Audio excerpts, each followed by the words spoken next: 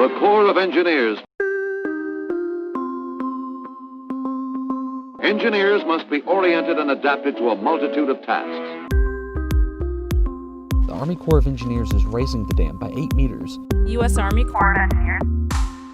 The U.S. Army Corps of Engineers lays out their response plan. We provide infrastructure assessment, temporary roofing, temporary emergency power. We help with debris assessment and removal operations. We also work with temporary housing. And he'll tell you there's no end to the types of services the engineers provide. Hello, everyone, and welcome to the Building Strong Buffalo podcast. This is the place to get to know the U.S. Army Corps of Engineers Buffalo District, our people, and our stories. My name is Jess Levenson, your host and public affairs specialist with the district. Despite the great strides made toward gender equality over the last century, there are still a number of arenas where women are underrepresented in the workforce. Engineering is one of those industries where only around 15% of engineers are women.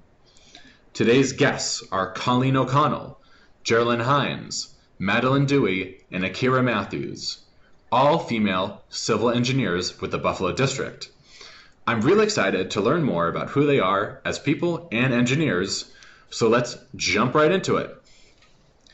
Good morning, everyone. Good morning. Hello. Good morning. How are you? Good morning, everyone. I'm doing well.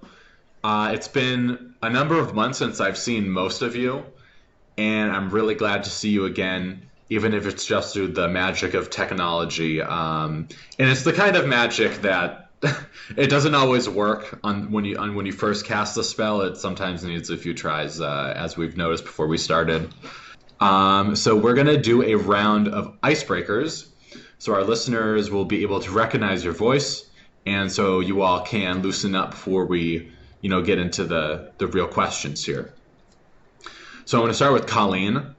Let's state your full name, what year you graduated from college, your job at the Buffalo District, and then the icebreaker question is, what's your favorite way to get in some exercise? Okay, thanks, Jess.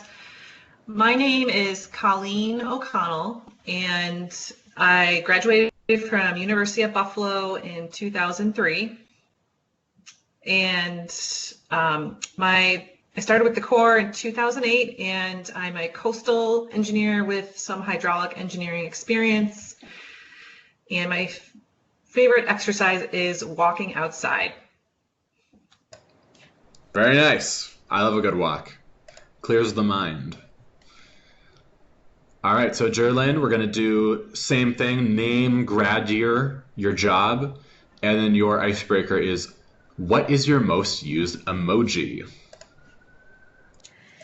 Thank you, Jess. My name is Gerlyn Hinds. I graduated from the University of California, San Diego in 2013. I work with the Buffalo District as a coastal engineer. Had a stint over at Cost Engineering for a little bit. And my most used emoji, I would have to say, I don't even know the name of it, but if I'm having just friendly conversation with people, it would be XD, capital X, capital D. So, yeah. And that's the one where the guy's like enjoying himself, but he's like it's almost so funny that he has to close his eyes, right? Yeah, that's the one. All right, awesome. Next up is Madeleine. Name, grad year, job, and what fictional family would you be a member of? Hello, my name is Madeleine Dewey. I am a graduate of the University at Buffalo. I graduated in 2018 with a bachelor's in environmental engineering. My job at the Corps is currently, I'm in a rotational program, the DAA intern program. My home base is in Coastal with Colleen and Gerlyn, but I am currently rotating around the district and getting a good taste of a lot of different kinds of work and missions that we do here in Buffalo. And then my fictional family that I would be a part of, I had to spend some time thinking about this, but I think I would go with the Rose family from Schitt's Creek because they just seem like a riot. And Dan Levy is just a hilarious actor, and I would love to be his sister. So. Love it. A lot of people have told me to start watching that show. I haven't seen it yet. But Eugene Levy is a legend in comedy, so it's cool that his son is doing that too. All right. And last up is Akirah. Same thing, name, grad, your job. And if you had to delete all but 3 apps from your phone, which ones would you keep? Hey, Jess. I'm Akirah Matthews. I graduated from University of Buffalo in 2019. Started at the Corps in 2019 also, as a civil engineer in the structures division. And if I had to delete all but 3 apps, I think my first one, I would keep Facebook because I could get my news and social media fix at the same time from that. I recently got addicted to TikTok, so I definitely keep that. And my third one is actually Duolingo, because I've been trying to learn some new Spanish, and after I learn Spanish well, I think I'm going to switch to Italian, so that keeps me busy. Very cool. Yep. Why did you start learning languages? I just think it's cool to know more stuff, and when I go to different countries, like sometimes I go to the Caribbean, and I just think I should learn their languages while I'm there. So I just think it's cool to do that. Yeah, really cool. Yep. Cool. Thanks everyone for participating in that icebreaker. And now we're gonna jump into the discussion, females in engineering. So my first question is open to the floor. Feel free to add on. Feel free to discuss amongst yourselves, start a conversation. What inspired you to become an engineer? And what was the first experience that made you think, I want to be an engineer? I'll start. This is Colleen. For me, it wasn't a single experience that made me want to be an engineer. I think a big part of it for me was my father was a teacher at UB. He was a math teacher, and he taught statistics there in the 70s. So I always liked math, and I did like physics, but I wanted to do something more like applied math. So I started in pre-engineering at Canisius College in 98 and took all my basic electives like chemistry, math, and physics. And then I transferred to UB 2 years later. And then when I got to UB, I was like, this is awesome. Like, I just loved it. I loved the coursework, and I liked the problem solving. I liked the applications. And I think overall, I just wanted to be able to have a career where I can make a difference in the world too. So. I'll tag on to that. Ooh, sorry, Gerlyn. Go ahead, Madeleine. It's okay. So I just wanted to tag on to what Colleen said about making a difference. I think engineering is really one of those fields that's for the public good, especially civil engineering. That is why, like, the Order of the Engineer pledge, the ring that we wear is so important, which we can talk about more if you want to get into that, Jess. But we're really here to serve the community at large. We want to ensure health and public safety for everyone. And I think the Corps of Engineers is a prime example of an agency whose mission is centered on that focus. And so when I think about going back to school or, reflecting on my academic experience, there is not a single other engineering discipline I would have chosen outside of environmental/civil engineer. There's a lot of crossover there. And that is because of the direct effect that we have on society. We're working for people, protecting water, protecting air, protecting land. And so those are all like foundational beliefs that I have that are important. And I think that that's kind of a common denominator of a lot of engineers in general. I'll follow up with the Order of the Engineering, but first I want to know, it sounds like you'd wanted to make a difference in the world. So why specifically engineering? Just because you saw it as a field where it almost inherently was going to lead you in that direction?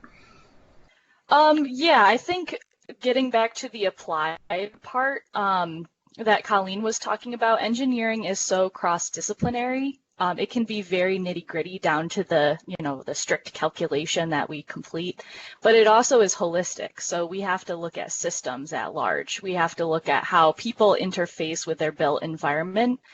And I think engineering is kind of the nexus of people operating in society and their interactions with their built environment. And so other fields that you would think about that help society too, like the medical field, I think is a great one as well. And you see a lot of crossover, particularly I think with women in engineering who are studying biomedical engineering or environmental engineering. The common denominator there is helping society. So I think that baseline sticks and makes sense across different disciplines. But I think engineering is really provides a world of opportunity. It's not just, surgery on pediatrics. It's everything from, technology to infrastructure, water resources, products in terms of like mechanical engineering, industrial engineering, that kind of thing. So there's a world of opportunity, and you can really dabble in a lot of different topics within engineering. So there's a lot of flexibility to kind of use your degree and pursue your passion within that realm of, helping society. And does that also tie into the Order of Engineering? Yeah, I'll touch briefly on that. So the Order of the Engineer was something that was established in Canada, I believe, and it resulted from a bridge that failed and killed many people. And so originally they designed rings. I think the steel was from the bridge back in the day. That's what I heard anyways. So basically after that point, they realized this bridge failure came about from a lack of sound engineering and ethical blunders, perhaps. And so they decided that they were going to put a greater import on the field of civil engineering, particularly because it has the potential to affect so many people. Everyone is driving, everyone is using public infrastructure, right? You need clean, safe drinking water. And so they decided to put an advanced kind of import on civil engineering and have the newly graduating group of civil engineers every year take a pledge to basically say, I'm going to protect the public, I'm going to do everything I can to ensure the safety and health and well-being of the populations that we're serving. And so that is something that Americans adopted, and in many universities across the United States, the Order of the Engineer, this pledge ceremony where you take the pledge and you put the ring, it goes on the pinky finger of your dominant writing hand. So every time that you write something, your ring is crossing over the words, if you're right-handed, I guess. And so that's kind of a ceremony or an opportunity that we had at the University of Buffalo to kind of take the pledge, get the ring, and it's been extended across all disciplines. So you don't have to be a civil engineer to do the pledge. It's offered across, all the engineering realms at UB. So that's just, again, to establish the importance of safety and ethical standards across the engineering discipline. That's amazing. I think they should do that for my career field too, like the pledge in the Order of the Social Media Manager. I think we could use some higher standards across social media. Yeah, thank you so much for sharing that. That's a really amazing origin for that, and so everyone here has their ring. Cool. Yeah, I definitely do. I love wearing it. So we'll go back to the original question, which was what inspired you to become an engineer, or a first experience that made you realize that. So open the floor up to everyone else. Yeah, I can't follow up with Madeleine's. She has eloquently expressed, our the engineer's desire to help public infrastructure and how to improve quality of living. What inspired me as an engineer, it's like Colleen said, it's not one particular instance. It was ever so growing as a child into adulthood and those different experiences throughout growing up. What got me to shift into structural engineering was the desire of that application and being able to build something, see it come to fruition, and then seeing people being able to use it to better their lives or be able to just see the world in this kind of futuristic sense, improved from what we once were. And, you know, as you can see from seeing roads being made of clay and pottery, and hence the origins of potholes, because roads were made out of clay back then. And so when clay broke up, you had potholes. So now we went from clay roads to now asphalt roads, and we still call the holes in the road potholes, even though they're no longer made out of pottery. But it's just stuck over those generations. So it's wonderful to see that. It's wonderful to see that new innovations in concrete is coming with more, what's the word I'm looking for? Expanding and contracting materials that will withstand high heats and cold colds. And just seeing that now we have more longevity in our roadworks, and just being able to improve our lives for the future. So that's what I want to see. I want to just see this constant improvement and just the futuristic scheme of things. So I know there's further questions down the road, and I'll answer, you know, those questions later. But yeah, that's kind of my inspiration, is that, you know, from childhood working with my father, building things, to loving math, and then now seeing going to UC San Diego, we had a wonderful structural engineering department, and they had these laboratories, and we were able to build things, lots of different things, and then test them and build them and how to improve them. And I just always love to do that. Yeah, I agree with what everyone said. It's just, engineer's great you could have math, and then it's also creative. So I like to see just things come to life, and just, as Gerlyn said, just people enjoy the things you create. And I feel like engineering is just something that's always growing, and you always have an opportunity to learn more. There's always a new design method or a new technology that's always coming out. So you're never bored, I feel like, with engineering. That's the best thing about it. Yeah, that's really inspiring to hear why you guys chose your profession and the meaning that it has for you. I'm really glad to hear that you're able to pursue what you love to do, like as a career. All right, so question number 2, again, opening the floor for whoever wants to begin. What is it like to be a woman in this career field? And some points to maybe think about are, do you feel like your gender gives you a different perspective on engineering or just being in the workforce in general? What are the challenges? Are there advantages or disadvantages? We'll start with that. Okay, I'll start. This is Gerlyn. So this question comes up quite often. And personally, I don't let this question get to me. I grew up with the question of, what are you? And that comes down to later when we talk a little bit about diversity. But growing up as the product of my father, who's white, and my mother, who's Asian Pacific Islander, and in the military, my dad was a Navy guy, I moved around a lot, so I never really felt different, but I was always in the community of other military children for a while, until I came to San Diego, and that's where my dad retired. But even San Diego is a heavily military community. And so being the oldest of 4 girls, my dad never put any restrictions on what we were capable of. So I never really felt different from the guys or the girls. I can do whatever and anything the guys can do. And I never let any other guy or girl tell me I couldn't do it.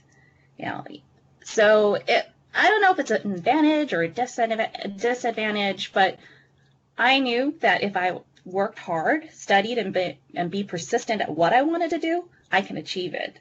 So I'm not sure about my fellow counterparts here of how they felt in the engineering world, but it's I usually have to just combat my own voices in my head that tells me I can't. Everyone else, they can think that I can't do it, but that's what they think, and I can prove them wrong. Is it even that question itself?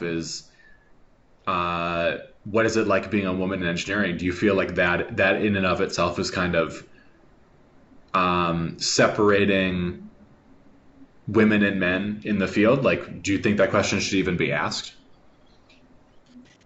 You know, I can see how that question can be presented, especially since when I first started going to college, I was one of 4 women in a class of 300 in a differentials class. So it was very prominent that there is a low count of women in math, in science, and engineering. But again, that has to come down to your environmental influences. So my environmental influences was always my dad letting me being able to enjoy and learn math and science freely without saying you should focus on women things. He never did that. Quite on the contrary, in my parents' garage, there was a poster, one of those like retro World War II posters that kind of praise women that they can do it, you know, because in World War II they had a lot of women machinists building parts for airplanes and things like that. So, you know, I had the influence that I can do this, and I loved it. And so it comes down to what your environmental influences are, and we really just need to encourage the younger women out there, like, hey, you know, you can do this. If you love it, don't let anyone else tell you what you can and cannot do. Just do what you love to do.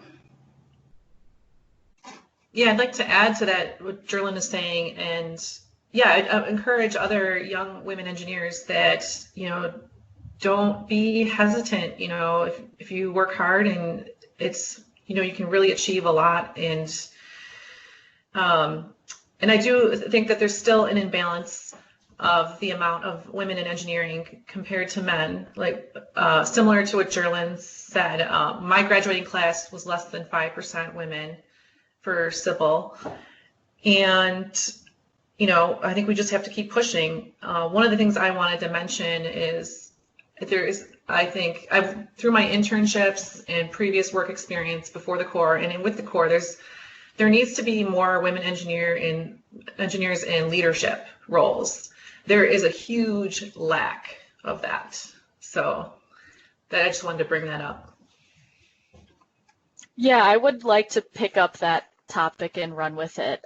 Just thinking about sort of my mentors that I've had across my, you know, engineering experience so far, again, both prior to the Corps and during the Corps, most of them are men. And that's not necessarily a bad thing. I've, you know, been able to work with them. I love working with both men and women. I'm not, you know, that's not a poor thing at all for me. But I think it does speak volumes that we don't have as many women in key leadership roles as what Colleen was saying, because the young engineers, all of us on the call are fairly young engineers. We are kind of, you know, paving our own way, so to speak, right? We're kind of, we're out here trying to make it work, trying to grow in our fields, trying to become leaders. And we don't necessarily always have that person to look up to, that direct mentor to aspire to be like. For me, that person in many cases has been a man. in that current role, right? And so I think that adds, there's a nuance there, right? We have to recognize that there are gender differences in the workforce, especially in STEM, and that, it is systemic. So we don't see these implications every day. We're not harassed every day, we're not put down every day. There aren't necessarily specific examples that we could touch upon. It's kind of the culmination of the culture and the system within that we're operating, right? So that's important to know, and I think just something that we should all keep in mind. And the only other thing I wanted to add, this is kind of turning tail and moving in a tangent here, but I find the difference a lot more drastic in the field, so in construction particularly. As you can imagine, most contractors, foremen, folks who are on site actually building and executing the contracts that we're putting out are men. And so even to go on site as a woman in a construction observation role or inspection role, very often I think we are the only woman that shows up on that job site. And it is a little overwhelming. It can be, especially as a young engineer with limited experience. I think there is an increased awareness of who you are and kind of your role at the job site. There is, I think, a little more attention paid to you, that others are trying to make sure that you understand what your job is. So you have to do a lot more planning and just make sure that you're on point as soon as you show up. Because I think we can often become a little more under the microscope in that environment just because we stand out, right? And so that's another thing, I think, in civil engineering, particularly in the field of construction, where we're putting in roads or other structures, like that is where I see that stark contrast the biggest. So. No, I totally agree with what everyone said. I don't see it as being a disadvantage, but I pretty much use it to my advantage. I like to stand out, and it's a challenge, and I like to take it on as a woman, but I don't really see it too much in the workplace. But as Madeleine said, it's more so once you're on the field that you get to see and feel that difference. I like to say challenge accepted. Exactly. So what I heard, if I'm understanding correctly, is that, we're not living in 50, 60 years ago when we had some blatant kind of sexism and biases being displayed. But it still has an effect on the entire engineering field and society itself. So how can we do better in terms of still talking about these things, even though they're kind of more subtle now, right? How do we still combat discrimination that may be happening, biases that we may have, the leadership roles that are visible, that you can see that, there's a huge disparity between men and female leadership? I think the first part is recognition. So just to have our male counterparts understand that whether they like it or not, there is a little bit of additional pressure, I think, that women are under versus men in the workplace. Diane Kozlowski, who is our retiring chief of the regulatory branch, put it really well when I sat in with her on a meeting where she was talking about specifically women at the Corps. And she said, you always have to be on point. You got to show up looking the best, sounding the best, and make sure that you are a force to be reckoned with as soon as you enter the room, right? And so that speaks to what Gerlyn said, challenge accepted, right? We have to come with are boxing gloves at the ready, not in a, mean, offensive, snarky, or overly aggressive way, but in a pointed, poised, and tactful, but sort of ready to go way, photo ready, right? And so I think to have our male counterparts understand that is the subtlety, at least in my perception. That's kind of the subtlety that we're facing in this new realm of sexism, or how the workforce has been shaped to date. To have them understand and to have them kind of shift their mindset and not hold us to that higher standard that maybe they don't hold their male counterpart or our male competition to, right? And that's very hard to address because it's not something that even they think about. And if you ask them, I think many men would tell you that, no, I don't think that. I don't feel that way at all. But that is systemic, again, right? We're all being raised in a society where women have developed in the field of STEM a lot more slowly and incrementally than men. And so whether we want to admit it or not, I think that is the backdrop for which we work under. And to just have that recognition and that mindset shift, I think, is a really good place to start. So I would like anyone to speak what they were going to say or speak to what I heard from Madeleine, which is that there's a lot of pressure on women in engineering to show up maybe with some extra confidence, some extra know-how that maybe a male counterpart doesn't feel that pressure. So go ahead. So I have to say this. Yeah, I get that. I do see that. I do recognize it, but it's not really pressure on my account that I see. It's more so if this group, if this what's the word I'm looking for, office environment isn't going to respect or recognize me equally as my male counterparts, then maybe it's time for me to make a change. And it maybe is not in this particular environment anymore. And that's a loss to that office space, because that's valuable talent that they lose, that they invested in. And,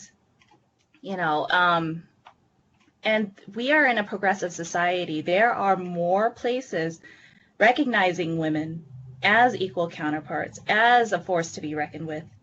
And if the office is not ready to change and they're not willing to change, maybe it's time to move on.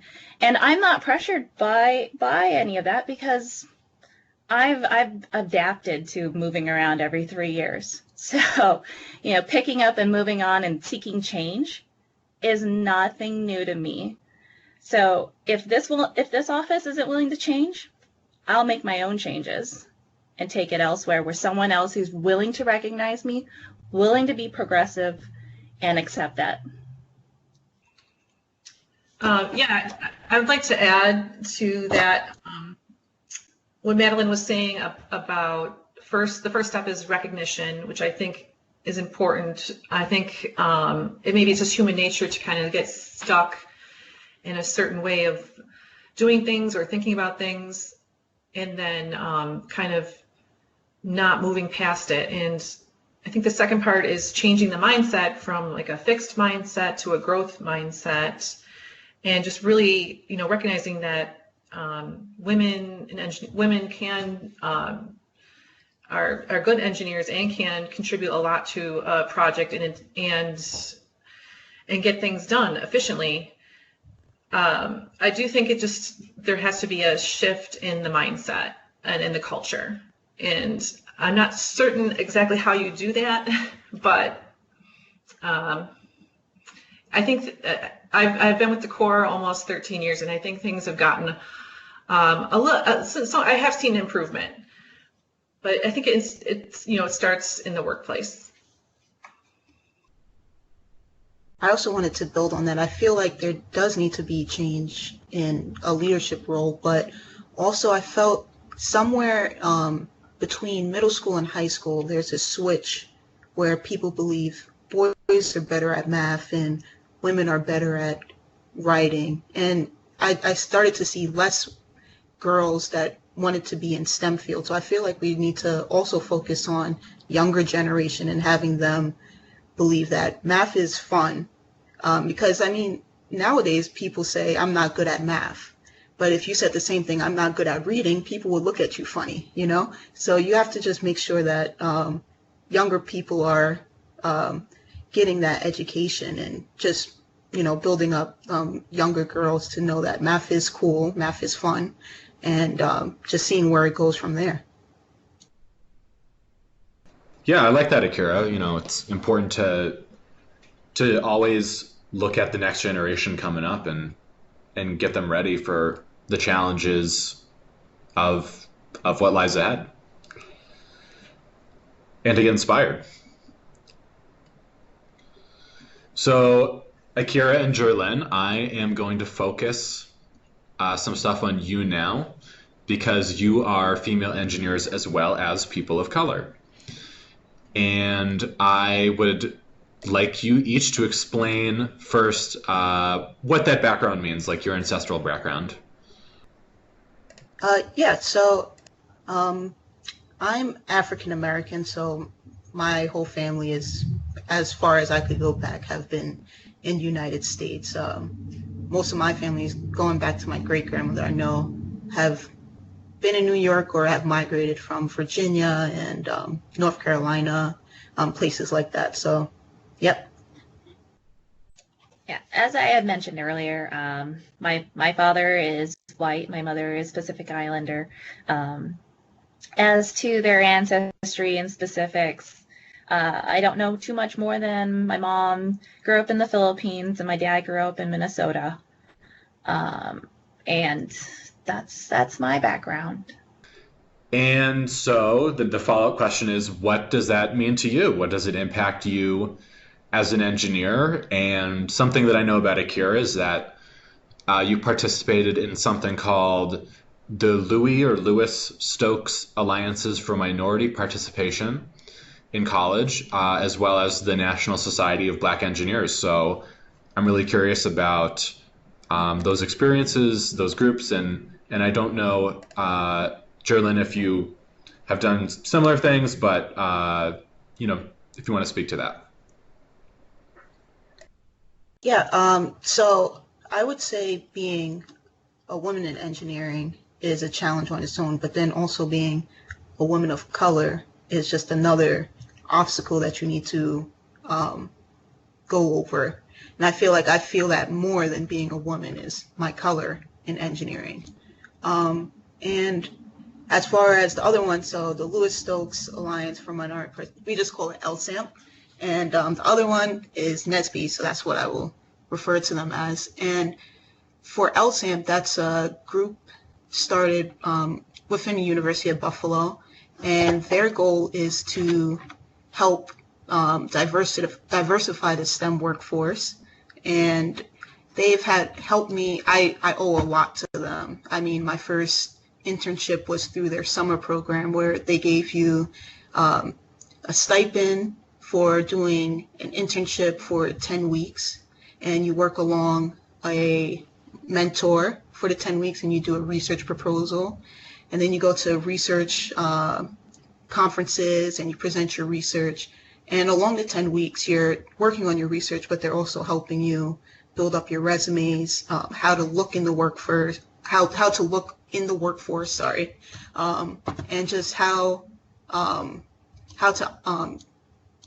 go through those obstacles of being someone in color. And that's just not even just being someone who's African American, but Hispanic or of Asian descent, Native Americans, Pacific Islanders.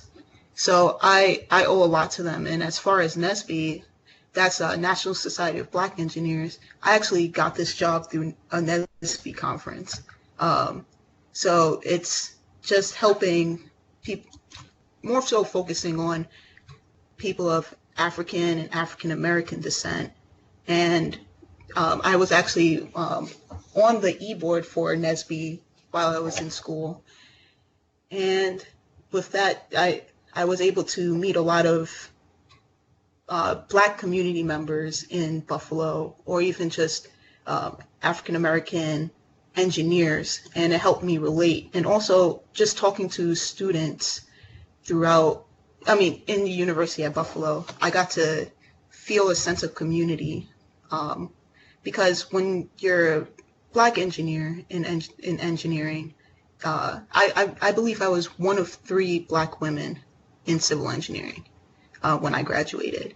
And you could definitely feel that difference. So being able to go to a club once a week and just relate with other people, it's a great thing.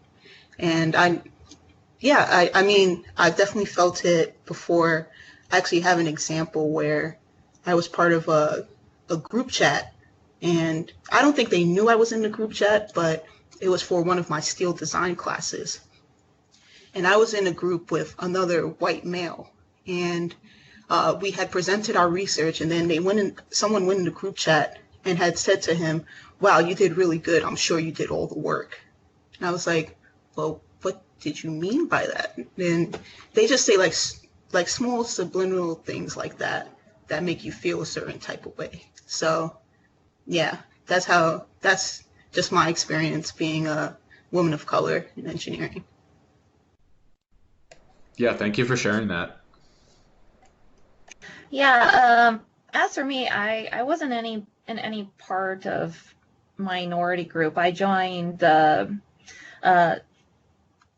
Society of Civil and Structural Engineers at UC San Diego, and through that, I've volunteered with the STEM program through there, and work with the elementary school kids and building their connects, and trying to just encourage as many people by integrating myself with everyone as if I was not any different than anyone else, and showing these kids that, hey, I'm female, I'm Asian, I'm Asian American, and I can do this, so can you.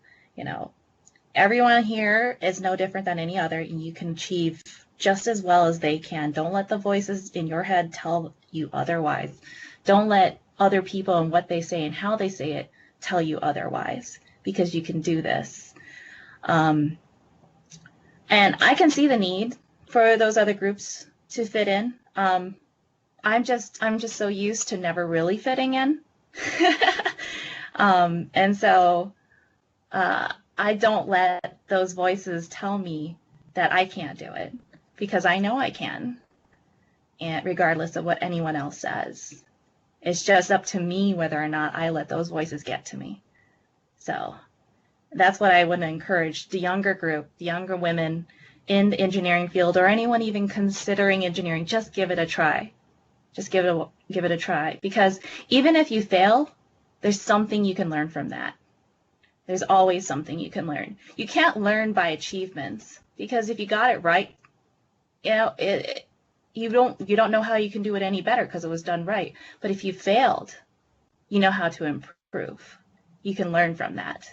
And there's a lot to say from the scars of failure.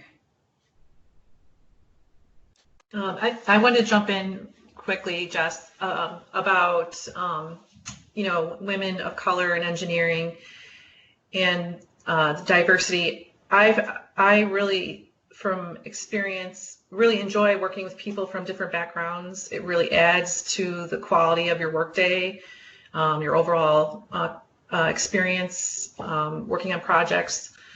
So I just, I really encourage people of all different backgrounds women to think about engineering. Okay, Madeleine, any thoughts? I would just echo what Colleen had to say. I think the fabric of life and work is way more interesting the more diverse it is. And just the fact of having interdisciplinary, diverse teams is the bread and butter to progress on many fronts. Okay, thanks everyone for sharing. I know that's not always an easy topic to talk about, but you also all seem to have diverse opinions on the subject. So I appreciate, and your viewpoints, so I appreciate it. So I want to ask, and going off of the fact that diversity can make a team better, more interesting, how can we use this discussion to give some ideas for team building? What kinds of things should teams be doing to learn more about each other, to figure out the best way to be a teammate?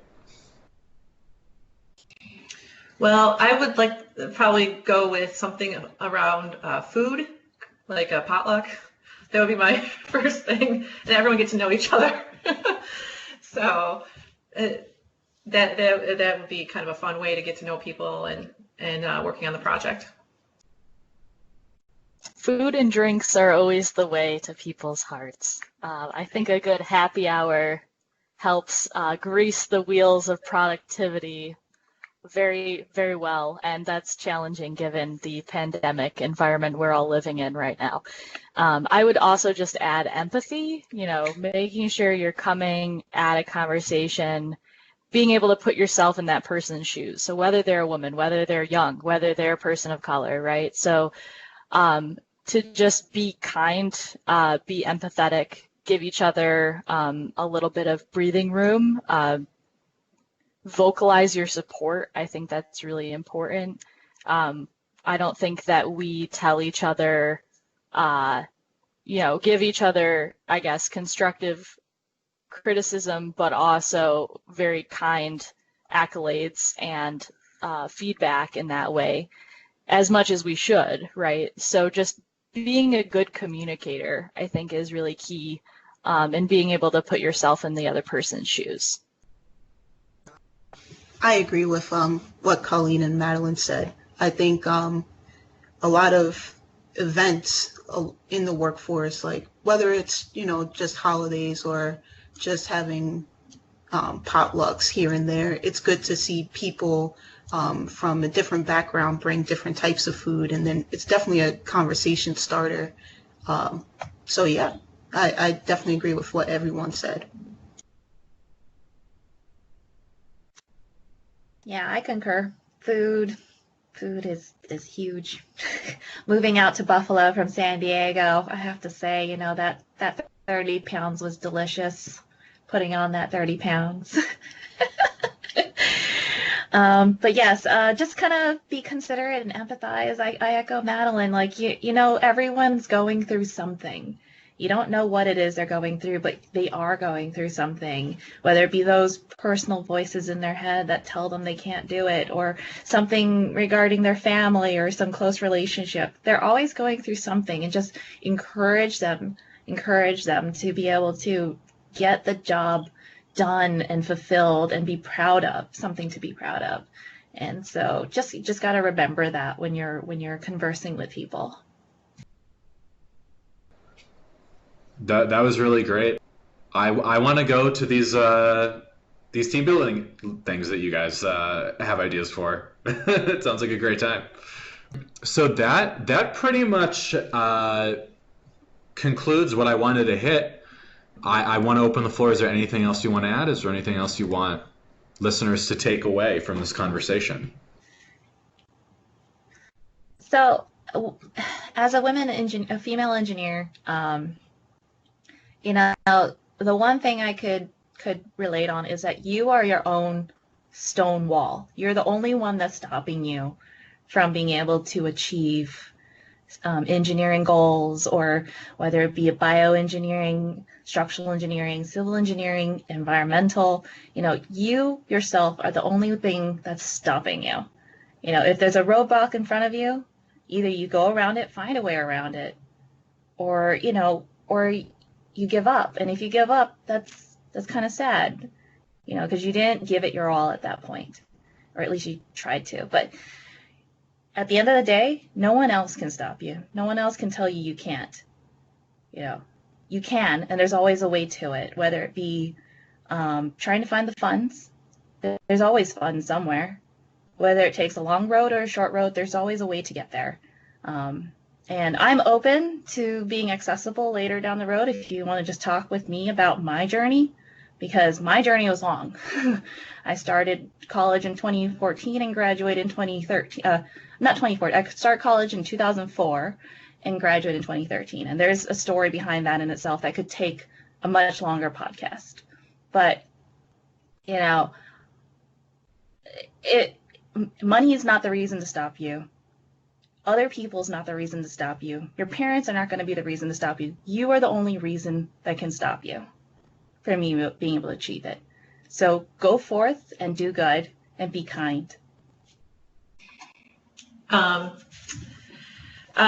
guess my closing remarks would be that for like the younger generation, maybe middle school or high school, or thinking about careers, I'm encouraging young women to keep an open mind. I think there's some misinterpretation of what engineering is. I think that there's a lot of different types of engineering, a lot of different career paths. It can be very creative. It's very fun. You can make a difference, and just keep an open mind and, keep working hard. The only thing else I would add, two things. Gerlyn touched on the first a little bit ago, but I think it's important to remember that we have the ultimate choice, right? The choice lies within.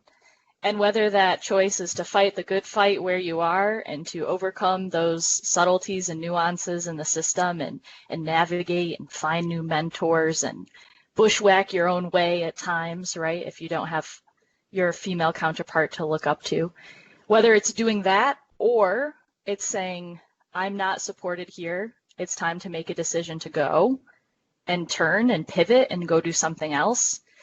There's no bad option, right? As long as you have a positive outlook and you understand that the choice lies within to do what's best for you. And again, it could be a long road or a short road, but I think that we all have to remember that we are the deciders, right? And it's going to work out. The other thing I would add is that I would encourage everyone, regardless of your gender, race, ethnicity, origin story, we all should be working hard to break down the silos that exist. And by silo, I mean working within your lane, doing the task that's ahead of you with your engineering blinders on, or your management blinders on, or your, biology blinders on, and not reaching out, not working to understand your teammates, not working to understand the big picture. That would be a silo that I'm encouraging everyone to reach out of. So that might mean crossing the aisle, working with someone in a completely different discipline who you have a hard time understanding. Maybe they're an economist and they're like, your math is different from my math and I don't get you, right? But I think we need to do more to kind of branch out, understand each other, to create relationships with people who are not within our same age, gender, ethnicity group, right? And whether that's through a formal mentorship program like the Buffalo District has, or the leadership development program, which the Buffalo District has, and I would encourage people to learn more about that and participate, but even more informally, within our project work, within our day-to-day operation, just continue to extend the olive branch and put yourself out there and try to empathize and get to know people. I think that's where we all should be headed to work towards a more productive work environment and culture. I completely agree with what everyone said. I believe communication and having an open mind is the key in understanding the viewpoints of women and just anyone, with a diverse background. It always be able to, whether it's like Madeleine said, age, gender, just having those conversations in the workforce or in a happy hour or wherever. It's great to have those conversations at all times. And like everyone said, just change when needed. If you do not feel welcomed in a certain area, make that change, because someone's going to appreciate the work that you're doing. I just want to thank all of you for being here today, and I think it takes a lot of courage, a lot of guts to talk about this issue because, you know, it's something that a lot of us don't want to talk about, don't want to share in the open, that people have struggles, people are different, people are the same in a lot of ways. There's a lot of more discussion to have. Like, I'm just sad that we only get to do it for like 40 minutes or so. Thank you, everyone, for being on our podcast and sharing yourself with the world. 8 years ago, Brigadier General Margaret Burcham became the first woman promoted to general officer in the U.S. Army Corps of Engineers, and was the first woman selected to command a Corps of Engineers division when she took command of our great division, the Great Lakes and Ohio River Division. We've come a long way, but there's still so much more to be done to make the world a better place. We're living, working, and engineering in a time of tremendous change. And as always, the Corps of Engineers is adapting and innovating to deliver engineering solutions to our nation's toughest challenges. If you want to learn more about the Buffalo District, check out the description for our website and social media pages. We'll be uploading new episodes of the podcast to Spotify, Apple Podcasts, Anchor, and all of your favorite platforms, so check your apps. Thanks for listening, and essay on.